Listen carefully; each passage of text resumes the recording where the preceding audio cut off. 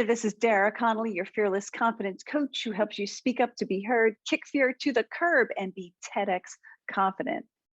I was doing a recent coaching call where I was helping one of my clients deal with confrontation. And I know for a lot of women, this is an area that's tricky because we can be people pleasers and we can tend to avoid conflict. Is this you? If it is, take a listen to this tip. I'll give you some tools on how to help you. Before we get started, don't forget to hit the subscribe button if you're listening to this on YouTube, and hit the bell so you'll be notified when I publish new content. And be sure to follow me over on Instagram, where I post different tips that cannot be found here.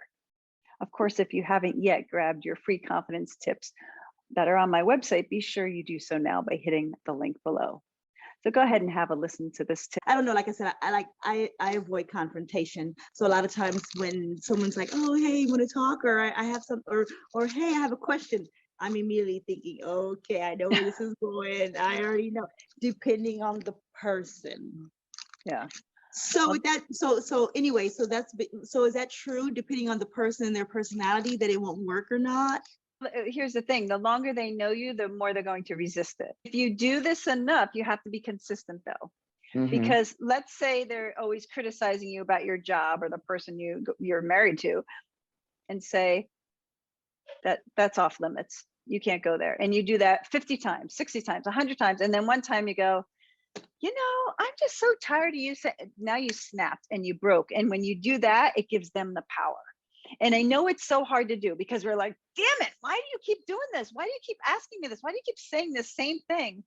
They see the person who's a bully, however you want to define bully, right? They criticize you, they're putting you down, they're abusive in some way. They want to see you get upset. They want to see you get emotional in some way. Word. Bully. Yeah.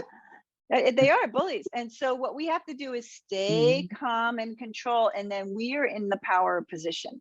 And we always respond the same way. So what I do is I say, have a catchphrase that you like to say.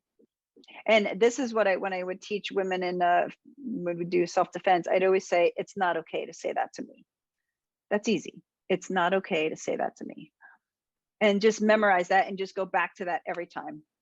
And you just have to have that as your mantra, right? And are they going to resist it? Of course. If they've known you, they grew up with you, they're gonna be like, but I always say this to you. This is our thing. We always do this. That's what they're thinking. You go, not anymore. You're retraining them basically on how to treat you. So there's lots of other phrases. I mean, I teach people to say when I coach women, like, here's an example. Like, let's say you sit down at the family dinner and your uncle's there and he's got very different political views than you. And he's going off because he's worried they're going to take away his rights to gun control, and he feels really threatened, and he's going off and he's shooting his mouth off, and you really disagree with this. And you're like, come on, really? But the thing is, how we respond determines whether or not we're going to be in argument. And so what we do is we look at them with a very straight face. We're not going to get like, the scowl, just very straight face, matter of fact. He's going off about, they're going to take away our guns. It's not okay. And you just, that's interesting. And then you turn. Now, what's going to happen is, this is the fogging technique. You're throwing him off guard, because especially if he's used to you jumping on that conversation, engaging with him and going, you don't know what you're talking about, right? If you're used to doing that dance together, we're changing it up. And now the person's like, what? Like, and when you turn away, it says, this is done. Like talk to the hand type of thing, but you're doing it with your body, but you have to do it with a straight face. And I guarantee you'll take the person off guard if you do this.